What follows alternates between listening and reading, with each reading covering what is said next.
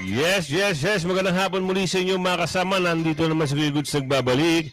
At syempre, kung hindi ka pa nakasubscribe sa ating channel, pasubscribe na lang po at hit mo rin yung bell para updated ka sa ating mga video. Ayan na, umabot na po tayo ng 162,000. Salamat sa mga boss ko ha. Kayo ang boss ko ha. Hay, nako, eto na. Pag-usapan na natin ito. Ay, meron hong nagpapahiwatig na. Ito po ay mga mista. Kung naaalala nyo, si General Wilkins sa Villanueva. Villanueva ba? O Santiago? General Wilkins. Di ba na cite in contempt po siya. Ngayon, sabi nga natin, hindi naman ho basta-basta ordinaryong tao yan. General ho yan. At may mga mista yan. Ngayon, itong mga mista ay nagbibigay na ho ng mga saloobin nila. Ayon dito ha, ang title dito, Philippine Military kumilos na laban sa Quadcom dahil sa pagpapakulong kay Villanueva. Si General Wilkins Villanueva. Di ba? Kaya nga sinasabi natin, hindi naman ho ordinaryong tao, hindi basta-basta yan. Oo, ang usapan dyan, brotherhood. Sabi ko sa inyo, ikaw, ikaw, kalma ka kasi. Ang gawin mo, ngayon, meron ng mga gantong bagay, simulan mo nang maghanap ng lungga sa bundok. Kilala nyo ba kung sino nagpa-contempt kay General Villanueva, kay General Wilkins?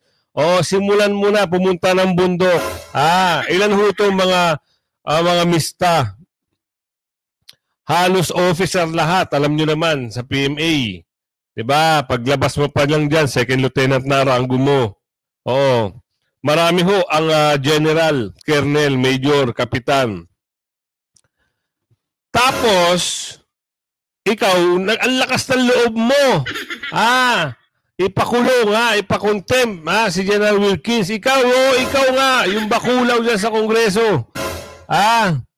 Nakala mo kung sino ka. Sabi nga nila, ikaw ay left and right.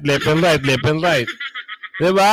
Ito kwento natin Chikadora. Sabihin mo sa kanila kung ano yung nasagap mo balita At sa dulo, mamaya papakita ko yung mga listahan ng mga mista o tinatawag na mga PMAer na sumusuporta kay General Wilkins Villanueva. Ito na, pasok. At hindi na nakapagpigil pa ang Philippine Military Academy Maringal Class of 1988. Naglabas na sila ng Manifesto of Support para kay dating PIDE Director General Wilkins Villanueva na ipinakontempt ng House Quadcom kamakailan. Malinaw na isa itong pambabastos sa ating AFP. Ayon pa kay Senator Bato de la Rosa, ay super abuse of power ang ginagawa ngayon ng Quadcom. Dahil lamang sa hindi nila gusto ang katotohanan na nanggagaling kay Wilkins Villanueva ay maling-mali. Nasasabihin agad nila na si General Wilkins Villanueva ay lying o nagsisinungaling. Kung katotohanan naman talaga ang sinasabi ni General Wilkins Villanueva, hindi nila tinatanggap ang katotohanan mula kay General Wilkins Villanueva. Tama ka dyan, Robin. Nasubaybayan natin yung hearing na ito Unang-una pa lang, kahit nagsasabi na ng katotohanan to si General, parang ayaw nila paniwalaan kasi nakapokus sila kung sino may mga bakulaw dyan sa kamera, nakapokus sila doon, dahil daw, malakas daw itong si General Villanueva kay dating Pangulong Duterte. Kaya pinoprotektahan daw di umano ni General Wilkins si Pangulong Duterte. At ayaw daw magsabi di umano ni General Wilkins ng katotohanan. Nagsasabi nga ng katotohanan Ayaw nyo lang pakinggan. Dahil gusto nyo talagang pabagsakin ang mga Duterte. Kayo dyan, mga bakulaw dyan sa kamera. Kaya itong nagtapang-tapangan, nasabi ay isang leader daw ng left and right. Siya ho yung pinagitna. Siya yung pinambungad. Di ka nga. Kasi sila yung wala naman distrito Kumbaga, saling pusa lang sila dyan. kahit bumantot ng bumantot ang mga pangalan nila, wala silang pakialam kasi saling pusa lang naman sila eh. Oo, pero nga lang, siyempre kahit saling pusa sila, malaki ang pakinabang nila. Alam nyo na kung bakit, di ba? Oo. O, sino ba yung nasa likod ng lahat? Eh, may sabi-sabi nga eh. Ang lagay eh, ganun-ganun na lang. Patuloy natin si Robin. Oy, sabi nga dito, magtago-tago ka na sa bundok, ha? Yung dati mong kuta, mag-iba ka na kasi maraming galamoy itong mga mista ni General Wilkins, no? Oo, may mga bataan pa yan na aktibo pa, ha? Oo, mahilig yan, mga ranger, yung mga mahihilig. Baka isang target lang eh, naku po. Tago ng tago, ha? Pag kumilos itong mga ito, haba. Ikaw sigurado ang number 1 na pupunturihin kasi ikaw yung nagmamatapang eh. Pinandidilatan mo ng mata eh. Mamaya sa video na susunod natin dito, makikita nyo kung paano niya pandilatan ng mata si General Wilkins. Higil na higil eh. Tuloy. Sarado ang utak ng mga Quadcom na ito. Kaya't maling-mali ay basta-basta ka na lamang magpapakontempt. Totoo. Kaya naman nagbigay na ng manifesto na ang suporta ang Philippine Military Academy of Class 1988. Isa-isa na silang ang dami niya, no? Upang magbigay ng suporta. Basahin natin basahin natin. Para makita nyo kung sino-sino mga ito, ha. Basahin natin. Nilakihan ko na. So, ang lumalabas dyan ay as a member of the Maringal class of 1988, we proudly uphold the same ideals that DG Villanueva has embodied through his life. We stand by him with conviction, knowing that his integrity and dedication to the nation will continue to inspire our people. Totoo naman. So ito ho, yung mga miyembro, umabot na ho ng 62. Mga mista po ito, mga mista. Major General Simeon S. Felix Jr. Naku. Philippine Air Force, no? Philippine General Leonardo Carlos, PNP retired. Puro general ho eh. General General Arwin, General Leo Angelo, Lieutenant General, Major General. Hindi ko kasi meron pang dito PM, hindi ko alam yung PM eh. MG Major General ba yun? Tapos meron Lieutenant General, Major General, puro General, Lieutenant General, PB General, ano ba yung Brigadier General? Ano ba yung P? Hindi ko alam, hindi ko kabisado eh. Puro Lieutenant, puro General ho. Halos lahat, 62. Anak ng tipaklo nga. Di ba? 62 ho na mamaya papakita ko sa inyo. Yung pinaka-actual na listahan na tuloy lang natin to para malaman nyo na yung pinasok nito ni left and right ay hindi ho basta-basta, hindi ho biro. Dahil puro, listahan na ito eh. Nagpapahayag na ho sila ng di ba, pagsuporta na ito kay General Wilkins. Tuloy natin. Wilkins Villanueva. Sa ngayon ay umabot na sa 62 ang mga pumirma. Manifesto of support for former PIDEA Director General Wilkins M. Villanueva. We, the members of the Philippine Military Academy of 1988, strongly express our unwavering support for our mista, former PIDEA Director General Wilkins. Di ba? Tama ang sinabi ko, mga mista na ito. Woo! Ito ho ay brotherhood na, dugo sa dugo na ito. Ibig sabihin, kasi ang PMA, ibang klase ho yan. Pag isang klase kayo, talagang, meron yan na nababanggit eh, talagang brotherhood, ika nga. Oo. Meron ba sa bundok na brotherhood? Ang tanong natin. Meron ho ba sa Congress na brotherhood na ganyan? Yan ang katanungan ng ating kababayan. Baka mamaya, pag itong mga nasa listahan nito ay humarap, masusuportahan kaya ito si left and right na mga kasama niyang durobo dyan. Yan ang tanong ng ating kababayan na si Genevieve. Salamat, Genevieve. Pasok. Wilkins M. Villanueva and his commitment amidst the unjust and unfounded contempt citation by the House of Representatives Quad Committee. Any move to detain Director General Villanueva would represent not only a misapplication of authority but a serious affront to fairness, due process, and the respect due to an individual who has honorably served our nation. Director General Villanueva has exemplified integrity, courage, and selfless service throughout his distinguished career as a law enforcer and head of the Philippine Drug Enforcement Agency. His life's work reflects an unwavering commitment to the core values instilled in him since his days at the academy. To accuse him of dishonesty without substantive evidence unjustly undermines his decades of service and dedication to the Filipino people. Yan, Ito isang statement lang na ito, na isa mabigat na statement. Hindi mo ba alam kung ilang taon nagserbisyo sa bayan si General Wilkins? At ikaw left and right, mga kaliwa, ganun mo lang bastusin ang isang general na nagsilbi sa bayan. Samantalang ikaw, may nagsabi dito, may nag-comment dito na si Jo Marie.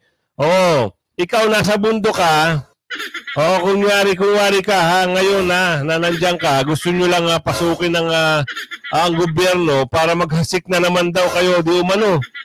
Jo Marie, ano ba yan? Ano yung hasik? Ngayon nakikita raw nila kung ano yung pinagagawa nyo. Galawang mga kaliwa daw yan, di umano. Naku. Kayo mga kasama, anong nakikita nyo sa galawan na pinakita nitong si left and right na to? Di ba mga galawang mga galawang mga bundok, taga-bundok, yung mga postura at yung boses, kung paano sila magsalita dyan sa kamera, galawang mga taga-bundok, ayaw niyan kay Lester. Nako. Kaya sabi ng mga general na ito, nagbigay sila ng statement, mahimas-masang ka na. Left and right. Mahimas-masang ka na. Baka mamaya, puntahan ka ng mga tatlong general, magpakanlong ka sa mga Mundorobo. Sa tingin mo ba tutulungan ka niyan?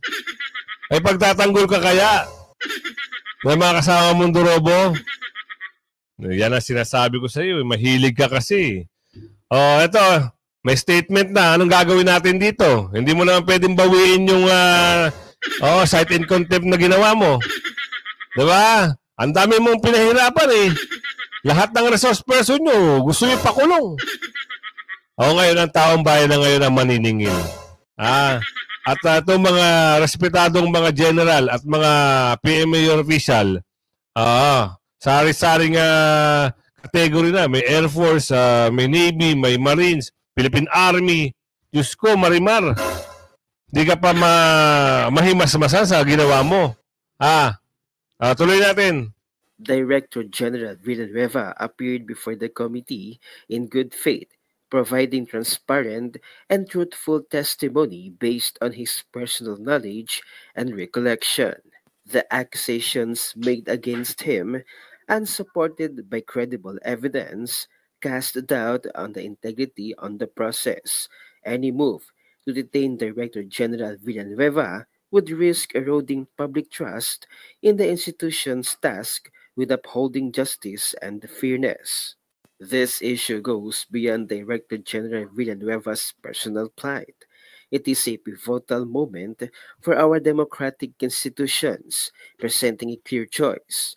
Will they stand as bastions of truth, justice, and integrity? Or will they allow actions that could set a dangerous precedent, where power overshadows fairness and reason? We affirm our complete support for Director General Villanueva and his pursuit of justice. His exemplary career stands as a testament to the values of honor and service, and we remain confident that these principles will ultimately prevail. Ano sabi? We affirm our complete support for Director Villanueva. Ha? Pagpawisan ka na yan. Siguro naman nakakapanood ka na ng mga balita. Ano? Ikaw yung taga-bundok na bumaba sa kamera at nagkatawan tao. Pero mukha pa rin bakulaw. Ano nangyari? Pagkakaisahan ka na rito, di umano. 62? Puro mga high-ranking official, general. Ito, may mga bataan pa to. Puro aktibo. May mga junior men pa ito. Wag ganon. Wag nyo sabi nga ni Senator Bato, ginamit nyo yung abuse of power. Wag ganon. Next time, kung may next time pa. Next time, huwag ka nasasali sa ganyan. Huwag ka magiging boses dyan. At huwag kayong maging sunod-sunuran. Dahil lang, meron kayong mga ambisyon. Natatapalan daw, sabi raw ni Jester dito eh. Baka natapalan kaya naging aso. Sunod-sunuran. Di umano, ayan ang sabi ni Jester. Naku. Baka nga natapalan.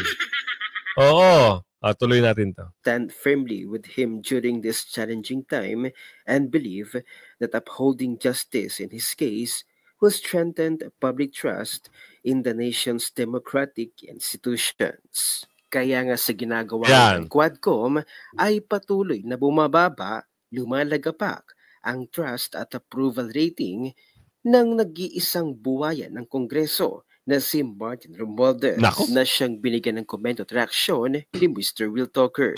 Sige. Pasok mo, Will Talker. Well, VP Inday Sara pa rin ang most trusted government official ngayon. Ito mga kasama. Survey na naman tayo. Gusto ko marinig yung survey nyo eh. Gusto ko, makita kung ano yung survey nyo kay BP Sara. 1 out of 10, highest is 10.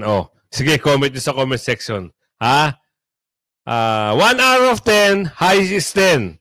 Highest is 10, Anong ratings nyo, kung siya ba ay talagang trust rating, pinagkakatiwalaan pa rin ng taong bayan, talaga siya ang magiging Pangulo sa 2028. Yan ang survey natin. Comment kayo dyan. Tuloy natin to. Sa latest, diba, approval ni Mr. President is 33, ang trust is 23. Bumaba siya. VP Inday Sara is 37%. Wow! And ang trust is 31%. Yes! Agoy! Cheese got 37 and the trust is 26. Kasali pala yan? Ay! Naku po. Kasali pala yun. Nakala ko. Anong kakainin nun? Kung sakaling tatakbo, ano kakainin yan? Naku po, Diyos mio. Tuloy natin to. Si Romualdez got 20 for the approval and 13 for the trust. And of course, si Chief Justice. 13 lang! Kahit namudbud na ng pera, 13 pa rin. Anak ng tipaklong. Anong yan? Ibig sabihin yung pinapamudbud na pera, wala lang. Sa bagay, alam na kasi ng ating mga kababayan eh. Sabi nga ng mga kababayan natin, tatanggapin lang namin ang pera kasi sa pera ng taong bayan yan eh. Pero ang boboto namin, siyempre, si BP Sara. Di ba? Yahoo! Wahoo! At alay, ang saya-saya, no? Pag ang makikita mo, ang nangunguna lagi sa trust rating at saka yung approval rate, si BP Sara. Alam na this. Diba? 2028, go! Atalay. Got 25 for approval and 17 for trust ratings. Diba? Buti na lang. no? Ang mga tao ngayon ay talagang hindi na madaling mauto. Ay, diba? Lalo na sa... Madaling mauto pala, kala ko marunong na. Iba pala kami nang iniisip. Sige, ano yung opinion mo, Will Talker? Katakot-takot na korupsyon na nangyayari ngayon. Tapos ginagawa pa nilang masama si VP Inday Sara sa mga nangyayari ngayon. Hindi nyo kailanman hawak ang mga tao. Totoo yan. Ayun, may ads may ads. Diba? Makikita at makikita pa rin ng mga tao kung sino ang totoong nagseserbisyo. Totoo yan. Si Garbo sa Davao City nga nagpabiling debt-free kung walay utang ang syudad. Sulod na sa 7 ka tuig. Sumala sa chairperson sa Committee on Finance, Ways and Means and Appropriations sa 20th Davao City Council nga si Councilor Mirna Ortiz. Pipila ka tuig na sumala pa ang milabay gikan sa ulahing higayon nga nangutang ang syudad ngadto sa bangko. Ang maong impormasyon gikalipay usab ni Davao City Mayor Sebastian Duterte. Gibarugan sab niini nga pagpadayon lang kini sa tinguha sa kanhi Mayor sa Davao City o kasamtang Vice Presidente sa nasod na si Vice President Inday Sara Duterte. So kayo sa niini laraw karon sa mayor nga mapalakdan pa ang mga proyekto sa dakbayan sama sa mga programa sa edukasyon nga sagad gikinahanglan sa mga kabatan-unan. Sa tuig 2025 usab mokabat ngadto sa 14.3 billion pesos ang budget alang sa Davao City. Imagine that, kaya nyo yan. 7 years ng debt-free or walang utang ang Davao City. Di ba? Meaning, progresibo. Siyempre. Ito naman si Will Talker. Talaga naman, totoo yan. Ito mabanggit na natin yung mga, ito kasi, meron sabi rito, ang sabi ito, hala! Paduano, re-bakan na ng mga PMA, kabaro ni Wilson, kigil na. Ayun ang title. Kaya panoorin nyo ito, huwag niyong bibitawan para malaman nyo kung ano yung mga kwento at balita rito. At saka mamaya, may paso ko lang kasi alam nyo naman ito kung kilala nyo si Yorme Isko Moreno. Akalain nyo ba na pinagkakaisahan dyan sa Manila? Diba? Yung mga kalaban ni Yorme, gumagamit na rin ng kaperahan. Samantalang si Yorme, ang ginagamit lang nito, taong bayan. Mamaya ko papakita sa inyo kung paano din mahalin ng mga taga-Maynila si Yorme gaya ng pagmamahal ng taong bayan sa bayan ng Pilipinas kay Tatay Digong at kay Ate Sara. Mamaya yan, ipapasok natin yung slide na yan.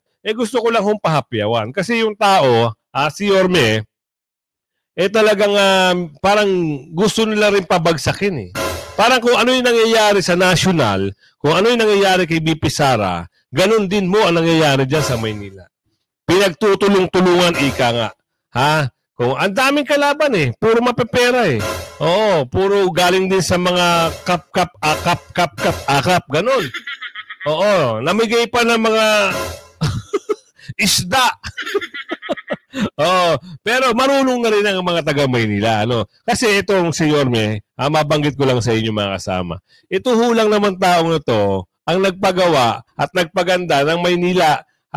Nagpagawa ho siya ng condominium sa loob lang ho ng 2 taon at natirahan na ng mga taga-Maynila. Nagpamudmod ng gatas sa mga senyor, nagbigay ng allowance sa mga senyor at yung allowance sa mga estudyante. Ano pa?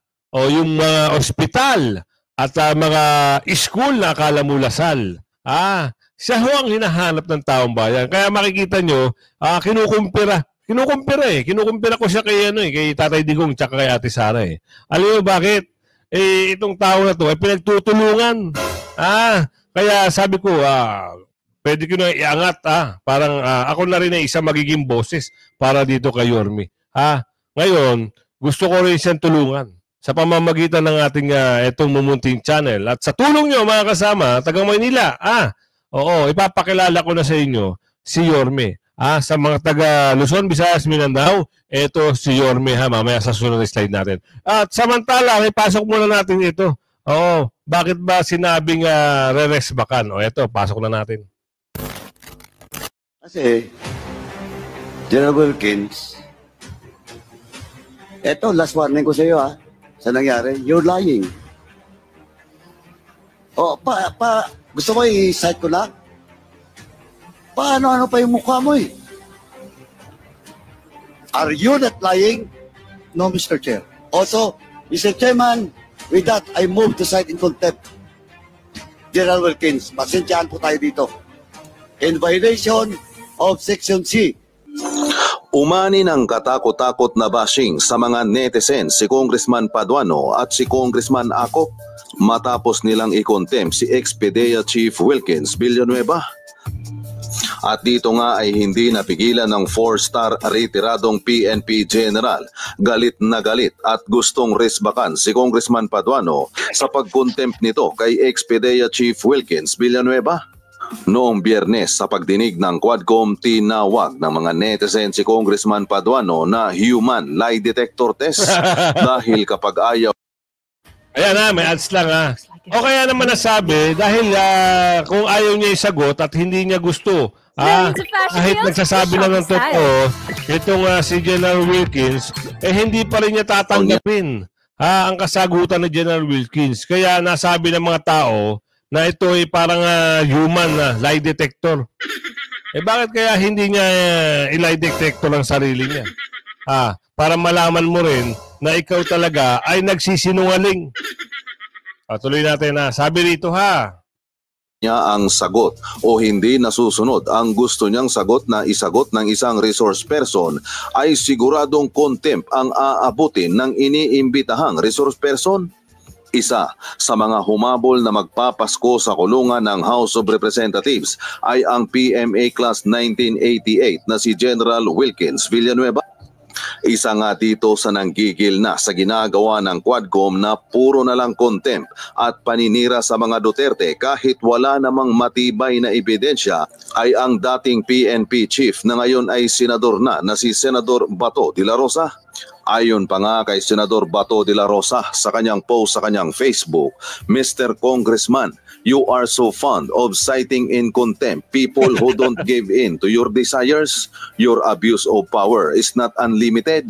Wilkins' track record in law enforcement is unblemished while you have a history of destroying this country. Ang tinutukoy ni Senador Bato de la Rosa ay ang dating miyembro hitman ng makakaliwang grupo na Alex Bongkayaw Brigade na si Congressman Paduano. Buwelta pa nga ng mga netizen sa comment section na yung mga honorableng retired general may mga nagawa sa bayan dapat mahalin at bigyan ng respeto. Hindi para babuyin na mga wagas na kaaway ng gobyerno. Ano ang namamayagpag na ata ang mga NPA na to sa administrasyong Marcos? Ano to? Grabe ang ginawa nila kay Wilkins Villanueva. Tatanungin nila tapos madalas binabara at hinihiya nila tuwing sasagot at magpapaliwanag yung tao. Ganyan po ang nakita natin dyan sa hearing yan. Diba? Halos lahat ho. Tatanungin si General Wilkins. Ngayon, ayaw niya Hindi ho siya tumatanggap ng paliwanag ni General Wilkins. Sisiguntahan pa yan ng taga-Antipolo, yung isang matandang taga-Antipolo. May nabalitaan tayo doon sa taga-Antipolo na yun. Oo. Sa susunod na video na natin pag-usapan yung nabalitaan natin. Nakita ko lang na yung pala isang... Naku. Kaya ito mag-isip-isip ang ating kababayan. Taga-Antipolo, gising ano ho ba nagawa ng ano nyo dyan? Wag na ho kayong... sa Maynila nga Sabi ko nga sa inyo, sa Maynila. Inalis na ho sa listahan ng mga taga-Maynila yung mga tatlong bakulaw na naghahari-harian dito sa Kamara. Baka sa Antipolo, ganun din. Baka hindi na ho daw magwagi. Di ba? Marami yan. Napakarami nilang bakulaw Kaya isip-isip din sa Maynila, wala na ho ganyan. Tatapusin lang yung termino, tapos hindi na ho raw bibigyan ng chance ang manalo pa. Buti na lang, napag-isip-isip din ng mga taga-Maynila. Kaya ito, ipapasok ko sa inyo, bakit nasabi na parang si Yorme ay pinagkakaisan at ginigisa? Ginagamit. Balitaan niyo ho ba yun? Nagpunta na Maynila kung sino yung nakaupo ngayon at namigay ng mga isda. Di ba? Namigay ng isda. Para saan? Para saan yung isda? Ayan ang tanong natin kababayan. Sabi, bakit ngayon lang? September pa pala na. Smuggle daw ho yung isda na yun. September ho daw yun na nahuli. Pero ngayon lang tinaon ha. Ipamigay. Anak ng tipaklong. Isda, tuloy na natin to. Yorme, alam namin mabuti ang puso mo. Magaling ka. Oo. Ngayon, eto ho, sa taga Maynila. Yung mga subscriber ko na nanunood, meron lang ho akong ipapaalam sa'yo na itong taga Maynila na Yorme na to, napakagaling ho nito. Ibig sabihin, siya lang ho nakagawa ng mga bagay-bagay na hindi nagawa sa Maynila kahit na napakaraming mayor na dumaan. Siya lang ho ang nagpalinis ng Divisoria. Nawala ang mga durubo na kotongero ng mga alam nyo na. Siya ho ang nagpalinis ng rekto. Yung mga gumagawa ng mga pik dyan. Siya ho yan ha. Siya ho yung nagpagawa ng eskwelahan na napakaganda. Siya ho ang nagpatino ng mga kolektor na mga magagaling na buaya din dyan. Sa Divisoria kung saan man dyan sa Maynila. Siya ho ang napagaling na Yorme Isko Moreno. Kaya ito, mahal na mahal siya ng taong bayan. Ipasok mo, Channel Red.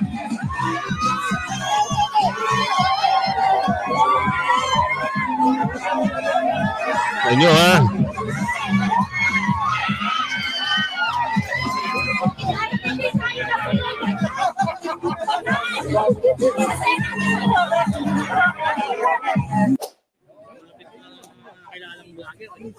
Shout out. May gusto ka bang batiin, pare?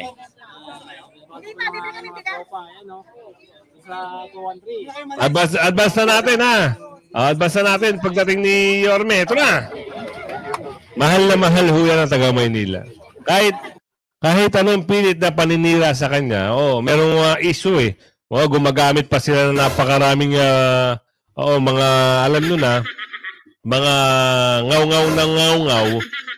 Yung yung mga dating ngaw-ngaw ng ngaw-ngaw. Gumagamit pa sila nun. Hindi nila mawasak na si Yorme.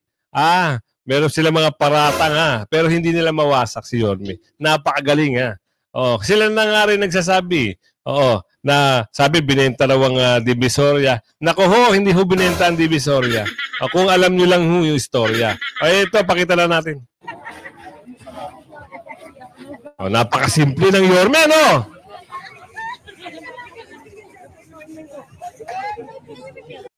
Delicious may ads. New Milkana Creamy Lollipop for a bite into milky goodness. Napakagaling ng Yorme na yan. Maraming nga gusto mong hiram dyan eh. Lalong-lalo na nung panahon ng pandemic, siya lang ho ang isa-isang mayor na halos ayaw nang matulog sa pagtulong sa taga Maynila. Biruin mo hindi niya pinabayaan yung mga taga Maynila. Tapos alam niyo ba, nagkaroon ng pagkakataon, alam niyo yung mga taga-Riles na aalisin kasi nga lilinisin yung railway. No? Siya ho yung mga tumulong doon, nagbigay siya ng pera para ma-relocate pa yung mga taga Maynila na yun. Yung mga taga-Riles na yun. Napakagaling, napakabuti. Yorme, ikaw na ang mananalo ha. Alam naman natin yan eh. Kaya yung mga taga-Maynila na supporter ni Yorme, huwag yung bibitawan. Magmula congressman, vice, mayor, hanggang dulo. Hanggang dulo, pati konsihal, isama nyo na. Huwag kayong magsasapaw ng kahit ano. At saka ipasok ko PDP line, kung sino inendorso ng Pangulong Duterte at sino inendorso ni BP Sara, huwag ho kayong magtatapon kahit isa. Diretso nyo, solido para sa pagbabago. Tuloy.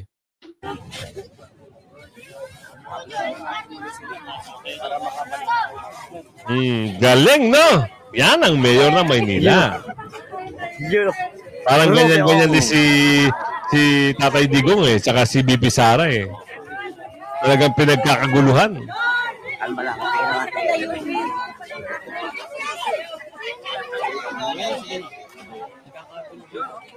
Nagkakagulo, di ba? Sabi ko siya, ganyan siya kamahal ng taga Maynila. Nakita na ngayon ko lang napasok.